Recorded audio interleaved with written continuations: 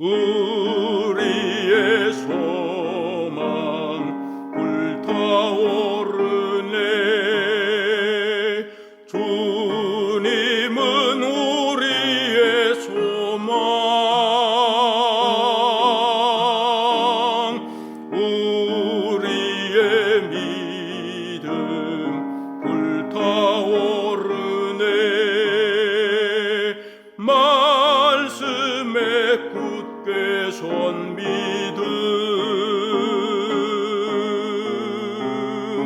나은 때가 없으리. 주님 다시 오시리. 깨어 노래하여라. 할렐루야.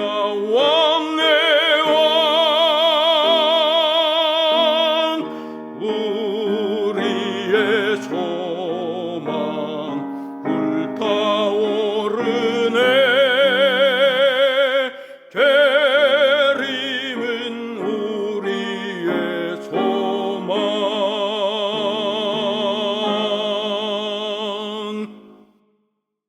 안녕하세요.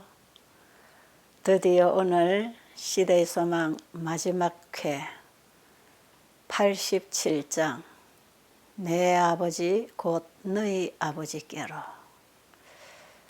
여러분, 이번에 우리는 사복음서를 시대의 소망을 통해서 길게 공부를 했죠.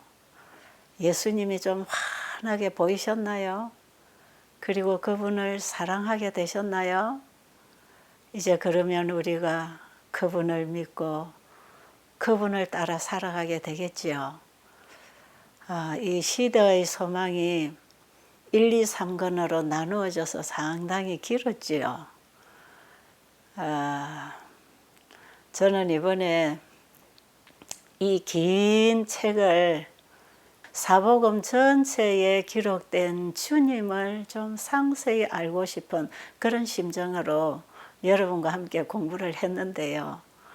이게 보니까 거의 1년 걸렸잖아요. 11개월 반이 걸렸습니다. 반이 더 걸렸어요. 그리고 강의는 87장까지 있지만 어떤 장은 길어서 2번씩 강의를 했기 때문에 90강의를 했어요. 그런데 이 긴 내용이 저는 먼 길을 단숨에 달려온 기분. 오늘 이제 마지막 시간을 맞이하면서 언제 이렇게 마지막이 왔지? 그러면서 더 가도 한없이 갈 수 있는 에너지가 남아있는 것처럼 정말 이 공부를 저는 이번에 달게 했습니다. 여러분은 어떻습니까? 그리고 이제 한 2주 좀 쉬었다가 다시 이제 사도행전 공부를 할 것이에요. 왜냐하면 예수님께서 이 땅에 오셔서 이제 제자들을 준비시키시고 모든 하늘과 땅의 권세를 제자들에게 다 주신다고 약속하시고 세상 끝까지 너와 함께 할 거라고 하면서 놀라운 사명을 주고 가셨잖아요. 우리가 지난 시간에 그 시대의 제자들과 오늘날 우리에게 주신 사명이 있잖아요. 이제 그 일을 주님이 성령을 통해서 우리와 함께 일하실 것이기 때문에 이제 사도행전은 약속하신 성령을 받은 제자들이 이제 이 땅에 초대 교회를 이루면서 어떻게 주님이 계시지 않은 이 세상에 복음 전파를 하게 되었는지. 사도행전은 그야말로 성령 운동 아닙니까? 지금 우리는 예수님의 재림 전에 늦은 비 성령을 받고 이제는 이 천국 복음을 땅끝까지 전파해야 할 그 사명을 받았기 때문에 우리는 이번에 사도행전을 공부하면서 이제 우리 시대에 그 사도행전이 재현되면서 늦은 비가 임할 수 있도록 우리 자신을 주님께 드리는, 그리고 이제는 주님이 내가 되어서 일하시는 그 성령운동이 어떻게 일어나야 될 것인지. 제자들에게 주시겠다고 약속하신 그 성령이 오늘날 우리에게도 전혀 부족함 없이 부어지고 있는 이 시대에 우리도 성령을 구하고 마지막 복음사 마쳐야 되지 않겠어요? 우리는 이번에 사도행전을 공부하고 나면 성령을 받아서 초대교회를 이루고 그 시대의 복음을 온 세상에 전파했던 그 사도들과 같은 그런 하늘의 능력을 입고 일할 준비가 되는 계기가 되기를 간절히 바랍니다. 그래서 우리는 이제 사도행전 공부를 이제 사도행적을 가지고 같이 할 것이에요. 그래서 한 2주쯤 후에는 이제 사도행적 공부를 시작할 것이니까 이번에 시대 소망에서 정말 예수님을 사랑하게 된 여러분과 저는 사도행적에서 주님께 온전히 헌신해서 성령의 통로가 되는 일을 하게 되는 사람으로 준비되기를 바랍니다. 예수님 재림 전에 주님이 찾으시는 일꾼들이 자신을 온전히 주님께 드려서 성령의 통로가 되게 해서 천국 복음을 마치는 그 일이 이제 우리 시대에 남아있기 때문에 우리에게 꼭 필요한 기별이 될 것입니다. 그때 공부 같이 하도록 여러분 조금 쉬셨다가 이번처럼 매주 토요일과 일요일 아침 6시부터 나가게 될 것이니까요. 여러분 좀 기다리고 계시다가 그때 또 함께 만나게 되기를 간절히 바랍니다. 자, 그러면 오늘 공부 주제 말씀은 누가복음과 사도행전에서 기록하고 있습니다. 이 내용은 짧게 기록이 되어 있기도 하지만 누가복음과 사도행전을 합쳐서 우리가 이해를 해야 되는 말씀이기 때문에 두 성경을 다 읽어드리도록 하겠습니다. 누가복음 24장 50절로 53절. 예수께서 저희를 데리고 베다니 앞까지 나가사 손을 들어 저희에게 축복하시더니 축복하실 때에 저희를 떠나 하늘로 올리우시니 저희가 그에게 경배하고 큰 기쁨으로 예루살렘에 돌아가 늘 성전에 있어 하나님을 찬송하니라. 사도행전 1장 9절로 12절. 이 말씀을 마치시고 저희 보는 데서 올리워 가시니 구름이 저를 가리워 보이지 않게 하더라. 올라가실 때에 제자들이 자세히 하늘을 쳐다보고 있는데 흰옷 입은 두 사람이 저희 곁에 서서 가로되 갈릴리 사람들아 어찌하여 서서 하늘을 쳐다보느냐. 너희 가운데서 하늘로 올리우신 이 예수는 하늘로 가심을 본 그대로 오시리라 하였느니라. 제자들이 감람원이라 하는 산으로부터 예루살렘에 돌아오니 이 산은 예루살렘에서 가까워 안식일에 가기 알맞은 길이라. 여러분 예수님께서 성천하실 때에 감람산에서 성천하신 거 아시죠? 근데 오늘 누가복음 20장 50절에 보니까 예수님께서 제자들을 데리고 베다니 앞까지 나가서 하늘로 성천하셨다고 아주 상세하게 기록을 하고 있죠. 그러면 우리가 좀 지리적으로 이걸 조금 이해를 하실 필요가 있는데요. 이 감람산은 예루살렘이 있는 곳에서 동쪽으로 기드론 시내 건너편에 있는 산이에요. 예루살렘에서 1.1km 정도 되는 거리인데 이 거리는 그들이 정해놓은 안식일에 갈 수 있는 거리라고 합니다. 그리고 감람산 서편 기슭에는 예수님이 자주 가셔서 기도하시는 겟세마네 동산이 있어요. 그리고 남동쪽 기슭에 베다니가 있어요. 그러니까 지금 예수님이 성천하시려고 서신 그곳이 감람산 꼭대기에서 약간 남동쪽으로 내려오셔서 베다니 쪽에서 지금 이제 성천하실 준비를 하시죠. 그런데 이걸 뭐 상세하게 신학자들은 이렇게 기록을 하고 있지만 우리가 그냥 감남원이라고 하는 감남산에서 예수님이 성천하셨다. 이렇게 알면 되겠습니다. 예수님께서는 성천하실 장소로서 예수님이 이 땅에 사람들과 함께 계실 때에 특별히 제자들을 데리고 자주 가셨던 그 감람산을 선택하셨어요. 이 감람산은 지난번에 우리가 예루살렘의 입성장에서 볼 때에 예수님이 어린 나귀를 타고 예루살렘을 입성하실 때에 이 감람산 위에서 예루살렘을 바라보셨잖아요. 그리고 예수님께서 마지막으로 예루살렘 성전을 떠나실 때에 제자들을 데리고 감람산 위에 올라오셔서 그 화찬란한 예루살렘 성전을 가리키면서 저 성전이 돌 위에 돌 하나도 첨놓이지 아니하고 다 무너질 거에 대해서 제자들에게 말씀하신 바로 그 감람산이지요. 그런데 예수님은 이 산으로부터 이제 이 땅에서 마지막 발을 떼시는 성천을 오늘 하실 것입니다. 그리고 예수님이 이 땅에 다시 재림하실 때에 예수님이 바로 이 산 위에 내리신다는 것입니다.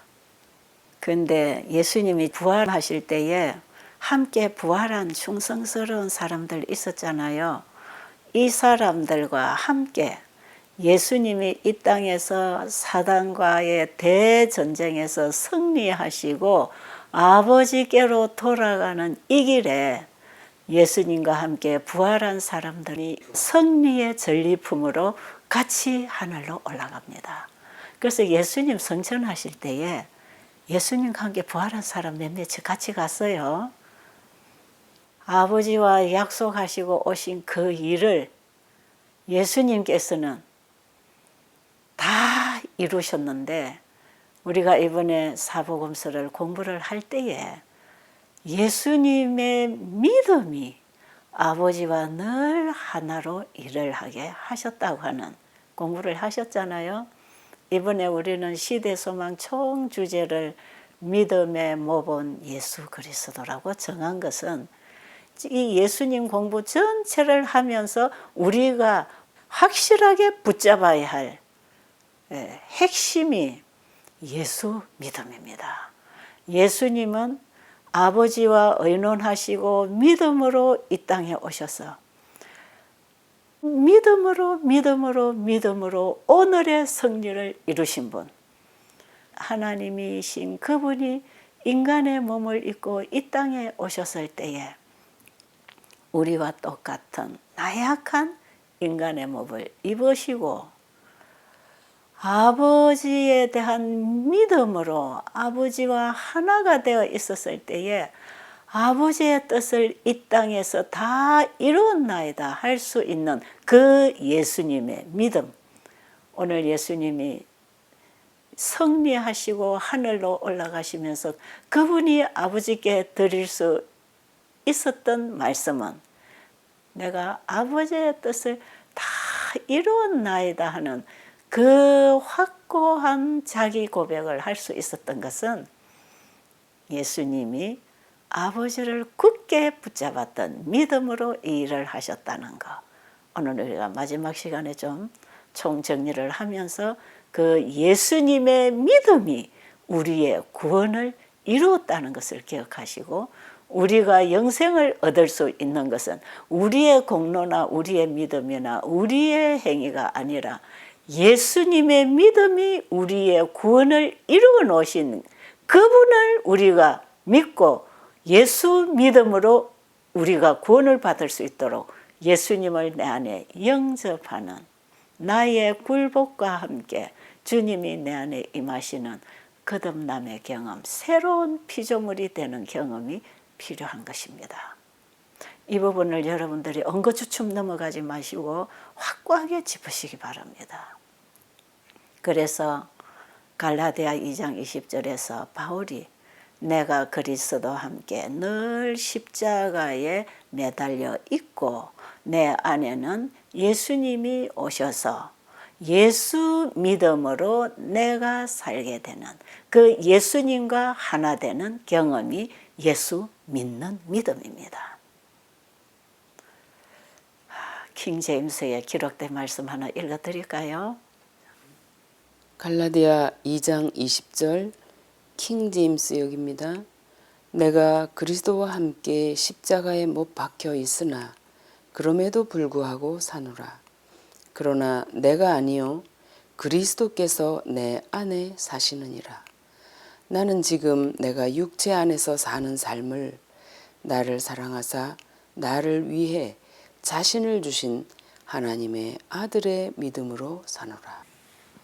여러분, 성경을 연구하실 때에 여러 가지 번역을 종합적으로 보면서 그 말씀의 참된 의미를 이해하는 게 참 중요합니다. 우리가 예수님을 믿는다고 하는 것은 믿음으로 그분을 내 안에 영접해 드리는 것을 의미하고 있고요.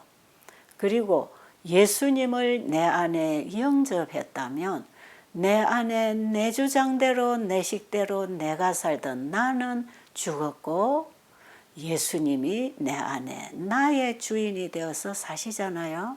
그럴 때 예수님이 내 안에 오셔서 그분의 믿음으로 사실 것이다 이 말이죠. 그러니까 우리가 예수님을 영접했을 때 이제 내 안에 계신 그분은 내 구원을 이루어 주십니다. 이것이 진정한 구속의 경륜입니다. 이게 믿음으로 말미암은 의지요.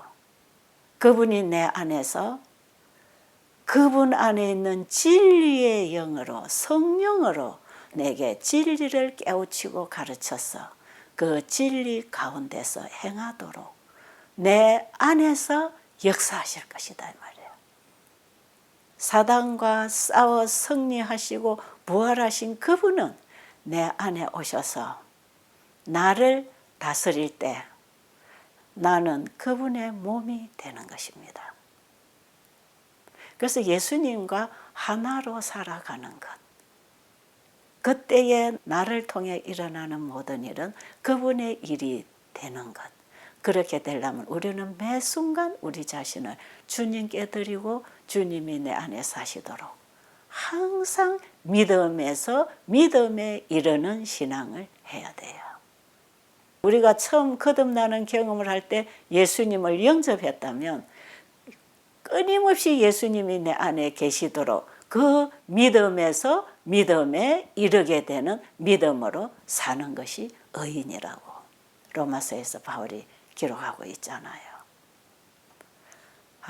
그러니 여러분 우리의 신앙 지금까지 정말 수박 끄달기로 이해하고 그저 형식적이고 습관적으로 교회를 다니는 행위가 그냥 내 신앙이 전부라고 하면 곤란해요.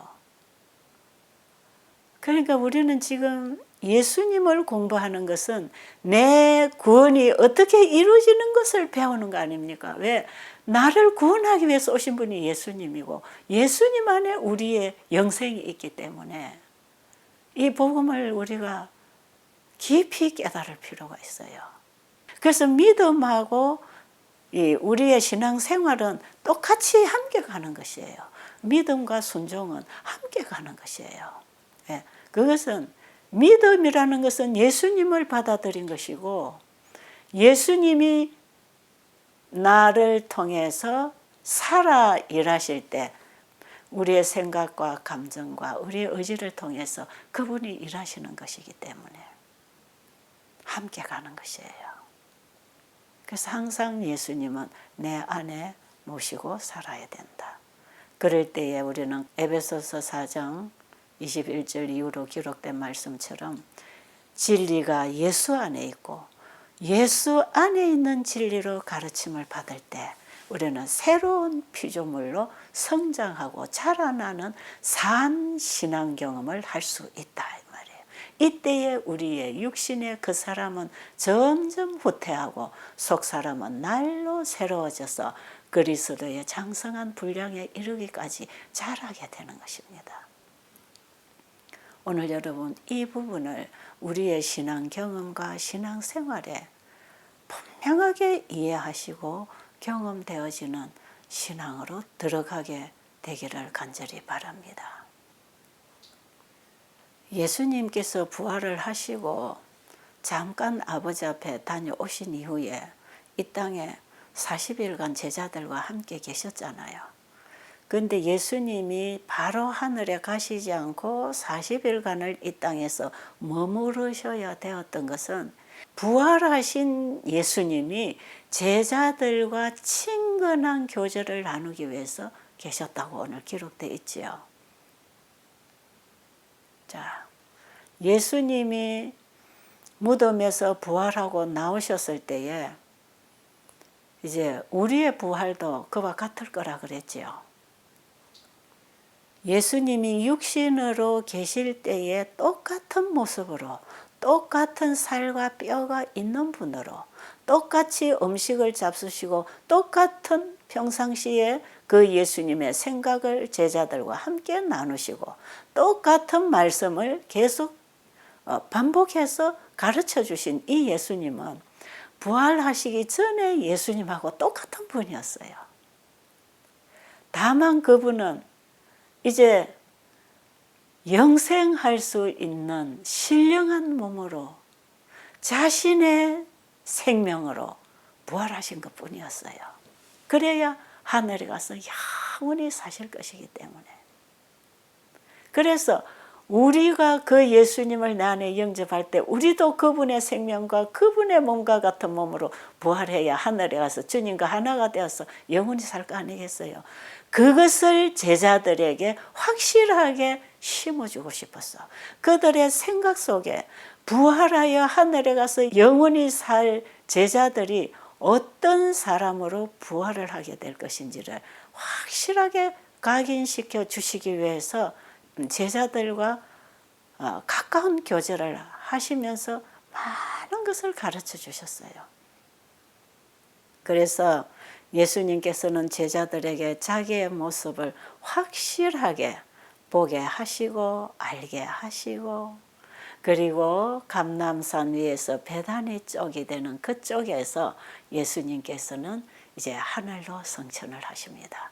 평상시에 예수님이 늘 양팔을 펴고 축사를 하시던 그런 모습으로 예수님께서는 하늘로 가시면서 내가 세상 끝날까지 너희와 함께 있을 것이라는 그 약속을 반복하시면서 서서히 하늘로 끌려 올라가셨어요. 이때에 예수님이 이 땅의 사업을 마치고 돌아오기를 고대하고 기다리던 하늘의 천사들이 예수님을 맞이하기 위하여 마중을 나오셨어요. 예수님이 하늘로 올라가실 때에 영광스러운 구름이 예수님을 가려서 제자들의 눈에는 보이지 않았지만 함께 마중 나왔던 천사 중에 두 천사가 함께 올라가지 아니하고 남아있는 제자들에게 사도행전 1장 11절에 약속을 주십니다. 그게 뭐라 기록되어 있죠? 갈릴리 사람들아 어찌하여 서서 하늘을 쳐다보느냐. 하늘로 올리우신 이 예수는 하늘로 가심을 본 그대로 다시 오실 것이다. 재림을 약속했죠. 예수님이 너희는 마음에 근심하지 말라는 그 장에서 예수님 다시 오실 거 약속하셨잖아요. 하늘의 처소를 예비하면 내가 다시 오겠다고. 약속하신 그 약속의 말씀을 오늘 천사들이 다시 제자들에게 주는 것입니다. 자, 너희들이 하늘로 올라가시는 주님을 지금 다 보고 있잖아. 이 모습 이대로 예수님이 다시 너희들 데리러 올 것이다. 분명한 약속을 들었습니다. 이 천사들은 예수님이 이 땅에 계실 때에 늘 예수님을 돕고 봉사했던 천사들이에요. 하나님께로부터 파견된 천사들이 우리들에게도 있어요. 히브리서 1장 14절에 보면 모든 천사들은 하나님이 부리시는 영으로서 구원 얻을 후사들을 섬기라고 보내신 것이 아니냐 그랬죠. 우리에게도 그 천사들이 있다는 것을 아시기 바랍니다. 예수님이 하늘로 올라가시고 보이지 않은 이 시간에 제자들은 그 예수님을 깊이 생각하게 됐어요. 바로 우리와 함께 걸으시고 잡수시고 기도하시고 대화하시던 그 예수님. 호수 위에 떠있던 그 작은 배 속에 제자들과 함께 타고 계셨던 그분. 바로 오늘 이 감람산 위로 올라오시면서 우리와 똑같이 땀을 흘리면서 이 산까지 올라오셨던 그 예수님. 바로 이분이 하나님 아버지의 보좌에 앉으시기 위하여 하늘로 올라가셨다. 그리고 그분이 가시면서 오늘 제목이 주는 그 말씀을 하셨지요. 내 아버지 곧 너희 아버지께로 간다. 예수님은 하나님을 자신의 아버지와 동일하게 제자들과 우리의 아버지가 되신다고 하는 이 분명한 축복의 말씀을 하시고 성천하시잖아요. 여러분 제자들의 기분이 어떻겠습니까? 이 기분을 어찌 말로 표현할 수 있겠어요? 이 제자들이 감람산 위에서 내려와서 예루살렘에 들어갔을 때에 이들의 얼굴은 빛이 났어요. 행복에 겨워서 어쩔 줄을 모르는 그 표정으로 이 세상에 어떤 기쁜 일이 생겨도 나타나지 않을 그 기쁨의 표정을 가지고 제자들이 예루살렘에 가서 사람들을 만났을 때에 사람들이 이상하게 여겼어요. 아니, 저희들이 따르던 선생이 비참하게 십자가에 못 박혀 죽고 이들은 얼마나 기운이 빠지고 좌절하고 휘청거리는 모습으로 나타날 줄 알았는데 여러분 예수님이 부활하셨지만 그 제사장들이 군병들에게 무슨 소문 내라 그랬죠? 예수님의 무덤에 와서 제자들이 시체를 훔쳐가고 없다고 하는 소문을 내라고 했기 때문에 그동안에 이런 소문들이 바닥에 퍼져 있었지 않겠습니까? 그러니까 예수님이 영광스러운 모습으로 부활하셔서 하늘로 가셨다고 하는 사실을 이 지금 예루살렘에 있는 사람들은 몰라요. 그래서 그들은 이 제자들의 모습에서 실패하고 패배당한 좌절된 그런 모습으로 제자들이 나타날 줄 알았는데 정반대의 모습으로 나타났잖아요. 그들의 얼굴에는 즐거움과 승리만이 있었단 말이에요. 그때의 제자들은 이들에게 자기들이 보고 듣고 약속받은 그 예수님이 주신 모든 말씀을 그들 앞에 가서 다 생생하게 증거했습니다.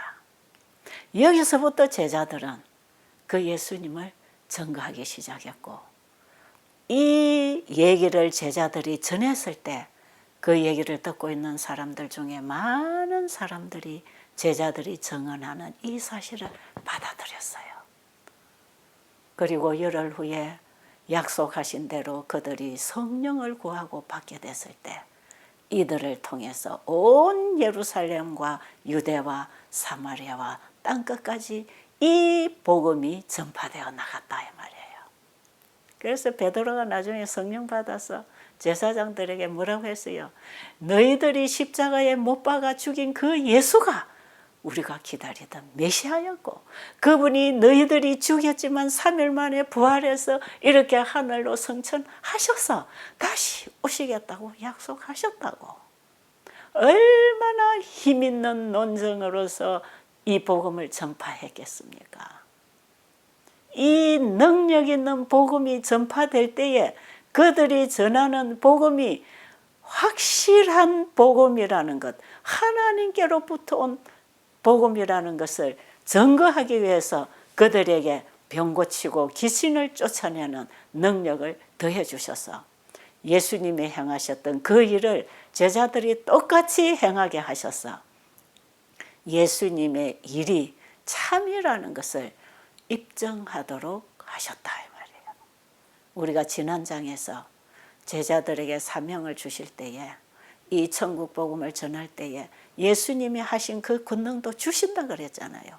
귀신을 쫓아내고 병자들에게 손을 얹은 적 낫게 되는 어떤 해를 너희들에게 끼쳐도 너희가 보호를 받을 것이라고 하는 이런 약속을 같이 주셨잖아요. 그 일이 그대로 성취되고 일어난 것이 사도시대에 일어났던 성령의 역사였어요.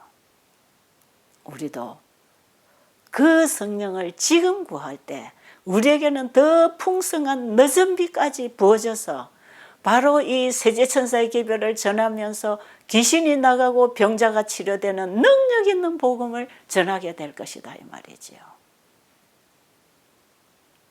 이제 예수님께서 예수님이 부활하실 때에 함께 부활한 그 사람들을 이끌고 하늘로 올라가실 때 온 하늘은 예수님을 하늘 궁전으로 영접하기 위하여 기다리고 있었다고 기록되어 있습니다. 여기 마중 나온 천사들은 천국에서만 부를 수 있는 찬양으로 예수님을 환호하는 찬양을 불렀습니다. 이 천사의 무리와 함께 예수님이 하늘 도성에 가까이 이르렀을 때 수행하던 천사들이 시편 24편 7절 이후로 있는 찬양을 하면서 예수님을 맞이하는 것입니다. 그게 무슨 말씀이 기록되어 있습니까? 문들아 너희 머리를 들지어다. 영원한 문들아 들릴지어다. 영광의 왕이 들어가시리로다. 이런 찬양을 하게 될 때에 또 한쪽에서는 영광의 왕이 니시뇨 그랬어요. 그때에 강하고 능한 여호와시여 전쟁에 능한 여호와시로다 하면서 서로 주고받고 화답을 하는 것이에요. 그런데 또다시 천사들은 너희 문들아 머리를 들지어다 하고 또 찬양합니다. 문들아 들릴지어다 영원한 문들아 들지어다 영광의 왕이 들어가시리로다 하고 찬양을 한 거죠. 그때에 또 한쪽에서는 영광의 왕이 니시뇨 하는 찬양을 하게 됐어요. 그때 또 이 천사들은 강하고 능한 여호와시여 전쟁에 능한 여호와시로다. 자, 시편 24편 10절에는 보면요. 영광의 왕이 니시뇨 하는 천사들의 질문에 만군의 여호와께서 곧 영광의 왕이시로다 하고 외치는 것이에요. 이 찬양은요, 반복해서 질문하고 대답하고 질문하고 대답하는 이 노래가 퍼져나가는 것은 전쟁에 승리한 주님이 하늘로 돌아오시는 이 광경에 대해서 계속해서 부르고 싶은 노래였기 때문에 반복해서 묻고 반복해서 답하고 그들이 몰라서 그 왕이 니시냐고 묻는 게 아니고 그 예수님을 더 높이고 온 우주에 알리고 싶어서 반복해서 이 노래를 부르고 있는 것이에요. 이 노래가 온 하늘을 퍼져나가면서 예수님은 환영을 받고 계십니다. 여러분 이때를 하늘의 천사들이나 아버지나 우주가 얼마나 손에 땀을 쥐고 바라보면서 기다리고 있었겠습니까? 오늘처럼 이렇게 영광스러운 날이 하늘에 또 언제 있었겠습니까? 하나님께서 이 지구를 창조하시고 심히 기뻐하셨다고 하셨는데 범죄한 그들을 다시 구속하시는 이 일은 훨씬 더 기쁘셨을 것입니다. 천사들이 이 노래를 부를 때에 하늘 도성의 문이 활짝 열리고 주님께서는 이 문들을 통해서 아버지 앞으로 들어가십니다. 그곳에는 하나님의 보좌가 있고 언약의 무지개가 둘려 있었습니다.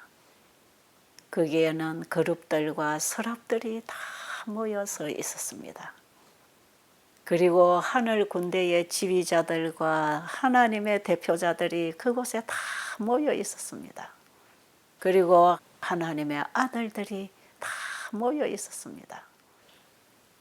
그들은 열렬히 주님의 승리를 축하하면서 그분에게 영광을 돌리는 찬양을 했습니다. 그러나 주님은 그 모든 영광을 받으시기를 거절하십니다. 왜냐하면 아직은 그분이 영광의 면류관과 왕복을 받으실 수가 없으셨기 때문에 그렇습니다. 그리고는 그분이 아버지 앞으로 들어가십니다.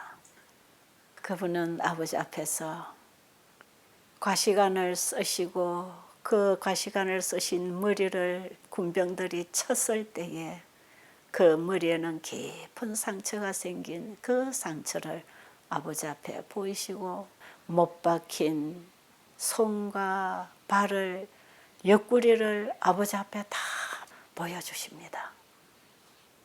그리고 예수님께서는 주님이 재림하실 때 부활할 의인들을 대표하는 대표자로서 함께 부활해서 데리고 온 이 사람들을 요제의 단으로 아버지께 드렸습니다.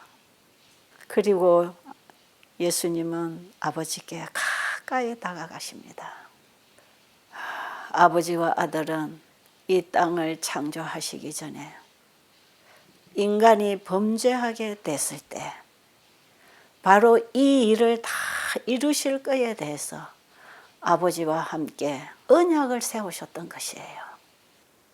아버지와 아들은 두 손을 굳게 잡으시고 범죄한 인류를 위하여 보증인이 되겠다고 하는 언약을 하셨던 것이었어요. 바로 이 서약을 주님은 이 땅에 오셔서 다 성취시키셨던 것이에요. 예수님이 십자가의 상에서 마지막 숨을 거두실 때에 다 이루었다고 하신 그 말씀은 바로 아버지와 약속한 그 일을 다 이루었다고 하는 말씀을 아버지께 하셨던 것이에요. 그 계약은 이제 완전히 이행이 된 것입니다. 그래서 오늘 이제 완전히 승리하신 분으로 아버지 앞에 오신 예수님은 아버지께 또다시 아버지여, 내가 이제 이 일을 다 이루었습니다. 아버지께서 하라고 하신 그 모든 말씀에 저는 순종하여 아버지의 뜻을 이루었습니다. 여기서 예수님은 다 이루었다고 아버지 앞에 다시 고백합니다. 그러면서 아버지 앞에 아버지여, 이제는 아버지의 공의가 이 아들을 통해서 충족이 되셨다면 내게 주신 자도 나 있는 곳에 함께 있게 해 주소서. 그 말씀을 하지요. 요한복음 20장 16절과 17절 복음 주해에 있는 말씀 읽어드리도록 하겠습니다. 그는 또한 지상에 있는 그의 택하신 자들을 위하여 구할 것이 있었다. 그가 간절히 바란 것은 그때 이후로 지속될 구속받은 자들과 아버지와의 관계, 하늘나라와의 관계를 분명하고 확실하게 하는 것이었다. 그가 하늘의 영광을 받을 수 있기 전에 그의 교회가 의롭다함을 받아야 하고 간합함을 받아야 한다. 그는 그가 있는 곳에 그의 백성들도 있어야 하는 것이 그의 뜻한 바라고 선언하셨다. 그가 영광을 받게 되어 있으면 그의 백성들도 그와 함께 그 영광을 받아야 한다. 지상에서 그와 함께 고난을 당한 자들은 그분의 나라에서 그와 함께 다스려야 한다. 그리스도는 매우 분명한 방법으로 그의 교회를 위하여 간구를 올리시면서 교회의 이해관계를 그분 자신의 것과 동일시하시고 죽음보다 더 강한 사랑과 불변성을 가지시고 그분을 통해서 교회가 얻게 되는 권리와 칭호들을 옹호하셨다. 자, 여러분, 지금 이 말씀 잘 보고 듣고 계시지요? 우리는 우리 예수님이 아니고 나의 구주 예수님이라고 믿고 불러야 되는 것이에요. 회개하고 주님을 내 안에 받아들인 자는 주님과 내가 하나가 된다는 공부 지금까지 하셨지요. 그게 곧 예수님과 아버지가 하나 된 예수 믿음이듯이 예수 믿음을 가진 성도는 이렇게 믿음으로 예수님과 내가 하나가 된단 말이에요. 이 일을 완성시키려고 예수님이 무덤에서 자기 생명을 가지고 부활하셨고, 부활하신 그 생명을 우리 믿는 자에게 주시려고 하시는 것이에요. 그럼 우리는 그 예수님을 받아들여야 되지 않습니까? 자, 그러니까 예수님과 우리가 하나라는 것. 우리가 지난 시간에 부활장에서 예수님이 죽은 자 가운데서 부활하신 것처럼 우리도 죽어서 부활할 때는 예수님과 같은 생명과 신령한 몸을 입고 부활할 거라 그랬잖아요. 그래서 하나가 된다 그랬죠. 근데 예수님이 아버지 앞에 지금 무슨 얘기하고 계십니까? 예수님이 영광을 받으시기 전에 이 땅에 있는 교회, 하나님의 백성들이 예수님을 믿음으로 말미암아 어렵게 될 수 있다고 하는 하나님의 간합하심에 대한 확증을 받아야 됐다 이 말이에요. 그리고 예수님 자신이 있는 곳에 나로 인하여 구원받은 이 백성들도 함께 있어야 된다고 하는 것을 확인받기 위해서 아버지 앞에 계신다 이 말이에요. 그리고 예수님이 이제 아버지 앞에 영광을 받았다면 예수님이 구원하신 그 백성들도 예수님과 같은 영광을 받아야 된다고 하는 것을 지금 주장하고 계시잖아요. 그리고 이 땅에서 그리스도와 함께 고난에 참여한 자들은 하늘에 가서도 그리스도와 함께 다스리는 자리에 있어야 된다고 하는 것을 말씀하고 계시지요. 이런 주장을 하시는 예수님은 구원받은 백성들을 모든 면에서 예수님과 동일시해야 된다고 하는 사실을 간청하고 계시는 것입니다. 자, 예수님께서는 죽음보다 더 강한 사랑과 그 사랑에 대한 변함없는 마음으로 하나님 앞에 자신이 받은 모든 영광을 구원받은 백성들이 누려야 된다고 하는 사실을 확실하게 말씀하고 계시는 것이에요. 우리가 얻을 수 있는 권리와 칭호까지도 뭡니까? 아들이 되는 것이지요.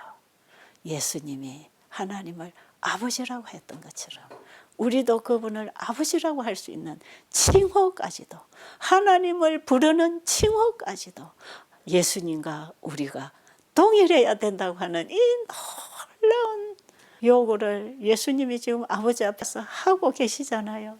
그런데 예수님께서 원하시는 이 모든 것을 아버지가 그대로 이행하겠다고 하는 약속으로서 모든 천사들이여 그에게 경배할지어다 하고 말씀하시는 것이에요.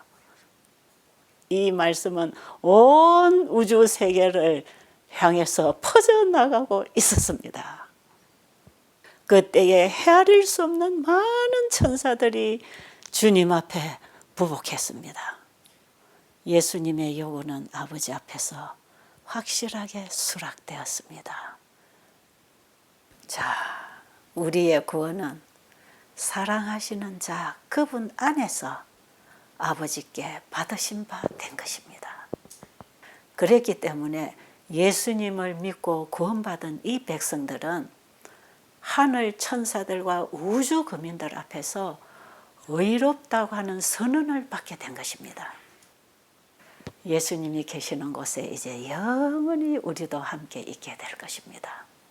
이제 아버지께서는 사랑하는 아들을 그분의 품에 안으시고 모든 천사들은 저에게 경배할지어다 하면서 주님께 경배하도록 아버지가 선언하십니다.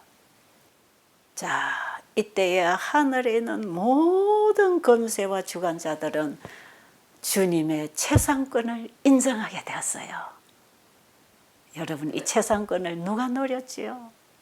사탄이 바로 이 자리에서 주님의 최상권 자리에 앉기 위해서 반역 행위를 했잖아요. 여기서 모든 하늘의 천군들이 주님 앞에 경배하면서 부르는 노래가 계시록 5장 12절에 있습니다. 여기서 어떤 노래가 퍼져 나옵니까? 읽어드리겠습니다. 계시록 5장 12절 죽임을 당하신 어린 양이 능력과 부와 지혜와 힘과 존귀와 영광과 찬송을 받으시기에 합당하도다. 지금 여기 계시록 5장 12절에서 그 주님을 향해서 천사들이 어떤 말을 하고 있습니까?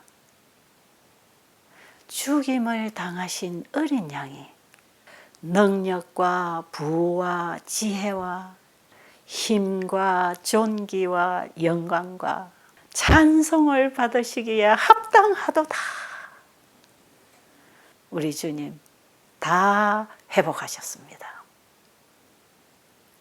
그 회복한 그 영광을 구원받은 백성들에게도 함께 누리게 해달라고 아버지 앞에 아뢰었지 않습니까? 아버지가 그렇게 해줌하고 보증하셨잖아요. 자, 우리가 이제 하늘에 갈 것 아닙니까? 자, 그러면 우리가 이제 시대소망 1장에서 다 공부를 했지요. 시대소망 1장이 시대소망 전체를 포괄하고 있는 내용이라고요. 그리고 시대소망 1장에서 영원한 복음이 무엇인지를 발표하고 있다고요. 그리고 시대소망 1장 안에 성경 전체의 영원한 복음이 다 묻어 있다고 우리가 지난번 1장 공부할 때 말씀드렸잖아요. 시대소망 1장에서 하나님이 우리와 함께 계시는 분이 되시려고 이 땅에 오신 그 예수님이 어린 아기로 태어나셔서 오늘 아버지 앞에 돌아오시는 이 시간까지 어떤 일을 하시고 오셨는지 이제 우리가 이번에 공부 다 했습니다. 자, 그러면 그 이름은 임마누엘이라 하리라. 이 말씀의 의미는 하나님이 우리와 함께 계시다라는 뜻이다 이 말이에요. 2000년 전에 이 땅에 오신 예수님은 그 시대의 사람들 중에 계셨지만 부활하신 예수님은 믿는 자 속에 함께 계실 것이고 이 믿는 자가 그리스도와 함께 부활했을 때 하늘에 가서 주님과 함께 영원히 살 것 아닙니까? 예수님께서 마지막 겟세마네 동산에 올라가시면서 포도나무를 통해서 비유로 약속하신 그 약속, 내가 아버지와 하나 된 것 같이 너희도 나와 하나 될 것이다. 그 일을 이루기 위해서 예수님이 십자가에 죽으신다고 하는 이 복음을 주시고 예수님이 가셨잖아요. 이 하나 되는 복음입니다. 임마누엘은 아버지와 예수님과 우리가 하나 되는 복음을 선포하는 말씀이에요. 자, 그러면 시대소망 1장에 있는 내용을 다시 한번 우리가 생각해 보도록 하면서 이제 마무리를 하도록 하겠습니다. 구속의 사업은 완성될 것이다. 죄가 많던 곳에 하나님의 은혜가 더욱 풍성해질 것이다. 이 말씀이요. 이제 우리의 영원한 구원을 두고 하시는 말씀이에요. 사탄이 자기 것이라고 주장하던 이 땅, 바로 이 지구가 속량함을 받을 뿐 아니라 높임을 받을 것이다. 이렇게 기록되어 있죠. 죄의 저주를 받은 이 땅이 우주에서 하나의 오점이 되어 있었지만 범죄하지 아니한 하늘 우주 거민들 속에서 가장 높임을 받는 존재가 될 것이다.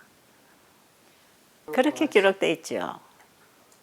하나님의 아들이 인성으로 거하셨던 이곳, 영광의 하나님께서 생활하시고 고생하시고 돌아가신 이 땅이 만물을 새롭게 하실 때에 새로 지음을 받을 것입니다.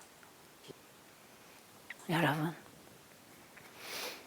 악인들이 부활되고 사탄과 그의 추종자들이 다 멸망당한 이후에 이 지구는 재창조됩니다. 새 하늘과 새 땅이 이루어질 것입니다.